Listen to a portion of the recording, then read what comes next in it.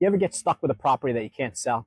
And it happens to all of us, right? I mean, it's not, even it happens to me, it happens to you. I'm sure you've been in a situation. So let me explain to you what we did to overcome that situation, get to the other side. So, for example, we bought this property. I was actually working on one of my rental properties nearby. I get a call from one of my brokers. Listen, you got to come out and check this property out right now. It's under contract, but we're going to lose the deal. I said, well, how long do I have? They said, listen, by the end of today, it's going to be gone. The seller's distressed. He wants out. It's 400 grand. We got to close in 2 weeks, no inspection. You want it or not? It's a big investment, right? So what do I do? I hung up the phone. I said, give me the address. I drove to the property immediately. I dropped everything because I could sense that this was an opportunity, right? When the more distress, the more urgency, usually the better opportunity. So quick story, went out there. Location was phenomenal. We're 1 block from the Intracoastal in West Palm Beach. Just to give an example for you guys that aren't familiar with West Palm Beach has become the new Miami.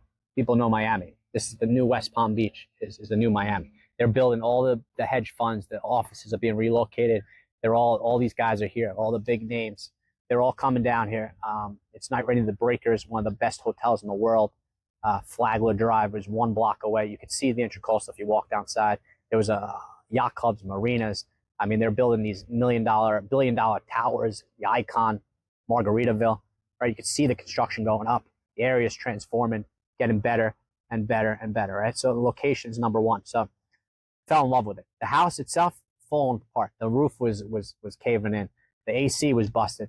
The backyard looked like a trailer park. We had trailers. We had cars that were abandoned. I'm not sure if people were sleeping in them or what was going on. Fences were falling over. I mean, you couldn't even see the walkway. It was covered in grass, right? Completely distressed. Sure enough, there was someone living there. I said, are you sure there's someone living there? He said, yeah, they have a lease. You have to honor it for another 6 months. So what are they paying? They said, well, we're only paying $1,600. So how's that possible? And everything in that area is, as long as you can walk inside, is at least $4 grand a month. I'm like, how's one paying $1,600? So what's the mismanaged property managers? Just neglected everything. They didn't cut the grass. There were violations. It's just a mess, right? Which means opportunity, right? So don't get discouraged. It's like a blank slate. You want to see that, but so got in touch, got with the tenant, got inside, found out her story. She was a school teacher. She just got divorced. She was relocated, so she was prepared to leave in that time frame anyway, at about 4 or 5 months. So it was a beautiful thing for everyone. She was getting out of that place, which was completely distressed, needed a lot of work. She understood that, and she was ready to move on and start a new life and do better for herself and her family. So, short story, we bought the property. I didn't do the inspection, did a visual, found the money. Like I said, you need the deal. You don't need the money follows the deal. Fast forward, yeah, we did buy it, and one of the best flips we've ever had. So what we did was, I thought it was gonna be one of the best flips we ever had, right? Put it on the market, and I did the comps. I saw, we bought it for 400 grand. House down the block was selling for 1.4 million. 1.4, so 1 million higher than we paid for. Right down the block, same size property. The only difference was it had a pool. So, okay, so how much is a pool? I called up 5 different pool suppliers. It's about 40 grand. So you're telling me I can buy a house, 400 grand, fix it up, put a pool, and I'll get 1.4 million? That was what my mind was going through, right? The process. So I said, this is a no-brainer. So I did it. I didn't do the pool part, but I bought it, I fixed it up, put it on the market for 1.2. I said, listen, here's 40, 50 grand. Here's the quote. I'll pay for your pool. I just don't want to wait 6 months of more permanent and more time. Basically, I'll do it. I'll pay for your pool out of my own pocket, right? And then you have a $250,000 equity day one because you have a comp down the block. Long story short, 6 months of waiting, another year, 6 months of renovations. We did the windows, we did the doors, we did the flooring, we did the roof, we did the AC, we did the water heater, pretty much everything. We added an outside living area. We cleaned up the backyard. We put the artificial turf. We put a hot tub. We made a backyard oasis. We made it beautiful. I'll show you before and after pictures so you can understand the transformation, see the quality of the work. We don't do stew lipstick on a pig. We treat it like it's our own property. At the end, here's another tip, right? So when you're done with the property, do our seller's inspection, right? Study, bring in an inspector like the buyer would, right? And fix anything that your contractors missed, right?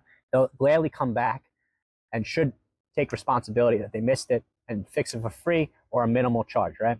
Keep in mind they're off the job, but if you have a good relationship, they'll come back soon and they'll fix it for free or minimal charge, right?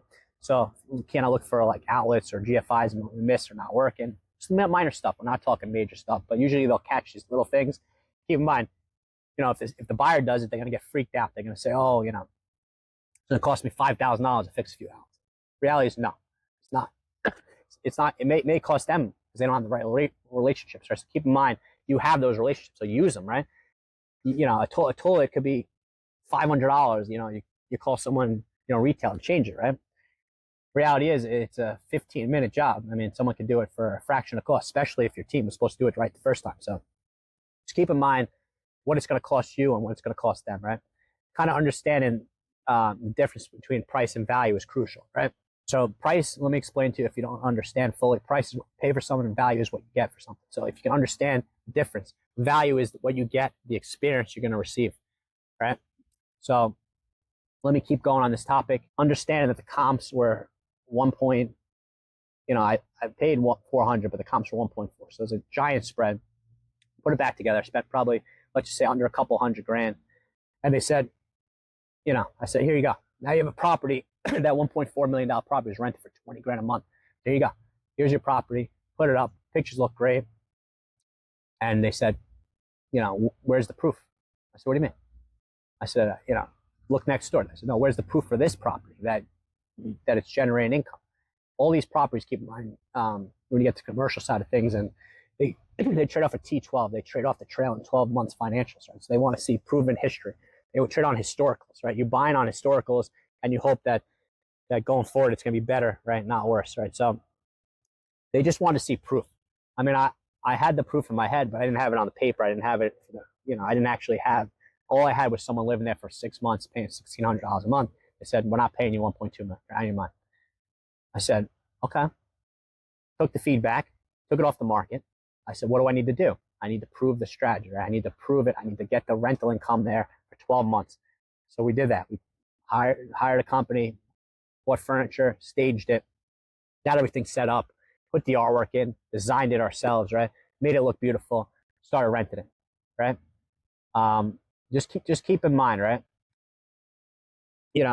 Like I'm understanding, like I want to explain to you the value of the price, right? So if you rent something for same product, right? We're talking about the house, the price is going to vary depending on the frequency of the term, right? So if you rent it for a year, it's going to be X price. Let's say $4,000 a month. If you rent it for, it's one period, 12 months. If you rent it for 12 periods, which is once per month, that's going to be a separate price, right? So you break up same product, just break up the time frame and the frequency of the rentals. It's significantly going to change the income, right? So this property that was getting $20,000 a month was not rented yearly. It was rented on a short-term basis, right?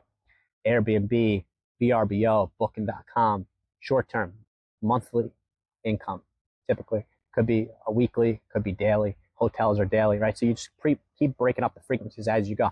It could be daily, weekly, monthly, or yearly, right? Anything in between, 6 months could be, right? Keep in mind, there's different tax implications depending on what time frames you're renting it. But just keep in mind that the prices are significantly different, right? For example, the Breakers is a hotel, one of the nicest in the world, in the country, across the street, $1,000 per night, right? Obviously, we're not the Breakers, but what we did have is we were proximity to the Breakers, and a family that 4 or 5 families that would come, they don't want to spend, they'd have to get separate rooms. They're small. They don't have kitchens. They don't have really space where they all can hang out. They'd have to get 5 rooms. So they're looking at $5,000, $4,000 or $5,000 per night. We offered an option, $400 a night, but just one-time fee for $400 a night, right? So your cost, instead of spending $1,000 a night, is now if you split that 4-bedroom house for $400 a night, each family goes in their separate bedroom, right? It's $100, so it's 1/10 the cost. So someone that wants the proximity, but it's a little more budget friendly, so they come, they want to spend time in our backyard oasis, have their own kitchen, have their own privacy, be able to talk, sit around the fire pits. We've created an outdoor atmosphere where they could just be private. These were respectable people, high class people that just wanted their privacy and just spend time with their family and their friends, right, at a fraction of the cost. So we were able to capture a lot of that market. A lot of times guests would come, spend the day at us, fraction of the price, and then go to a wedding at night. At one of the most incredible weddings you could possibly manage. But they had the space to get ready, spend time with the family, relax, unwind when they weren't at the breakers. Just keep that in mind. So just do the math, right? So $400 a night, right? Let's say you rented it for 10 days a month, right? You're not going to always get up. You got to look at the occupancy levels. How often is it filled? With the yearly rentals, yes, great. You got a year locked in. You don't have to worry about the occupancy too much. But with the monthly stuff and the daily stuff and the weekly stuff, you're not going to be fully booked year round. If you can do 60, 70%, seasonally, it's going to be adjusted. Florida, for example, is a very touristic state.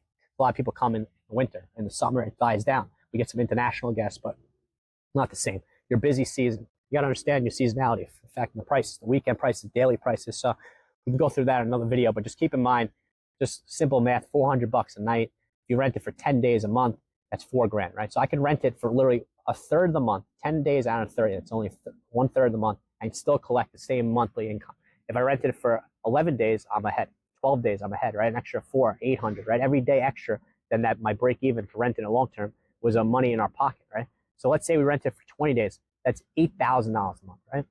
Let's say we rent it for 30, that's $12,000 a month, right? So we gave ourselves an opportunity, right? Break even versus the long term was only at 10 days. Anything over that was beneficial to us, right?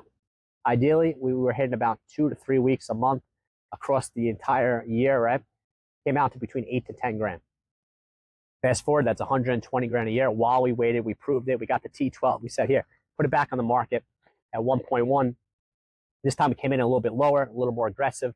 Keep in mind the interest rates went from that time period over the year and a half from about 2 to 3% to about 8. So they tripled to quadrupled. That put a little pressure on the market. Overall, West Palm took it very well, but it still definitely impacted the price by about 10%, which was pretty remarkable considering the interest rates tripled.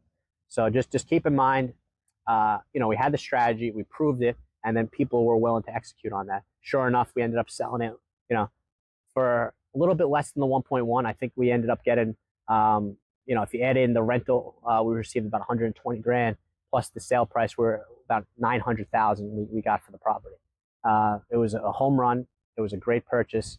It was a great experience. I learned a lot, met a lot of great people along the way, and happy to show that I got to the other side. Took that money and we invested in additional properties, this time around multifamily. But just want to show you that there's light at the end of the tunnel, right? Just don't get discouraged. Listen to the feedback, right? A lot of these times the buyer will come in and tell you exactly what's wrong. Don't be arrogant. Take that information in and fix it. Use it. It's free. I mean, just use the information. Listen to the brokers in the area. Listen to what the competition is telling you, right? So like, if it's not selling, there's a reason. Find that reason. Don't focus on the problem, right? Focus on the solution. How am I going to fix it? That's all you got to worry about. How quick can you find that solution? Who can you bring in? How can you fix it? How much? And shorten that time frame, right? And then get it back up and sold. And believe me, it'll turn out just as you expected. Believe in yourself. Believe in the process. Find the solution. Goodbye for now.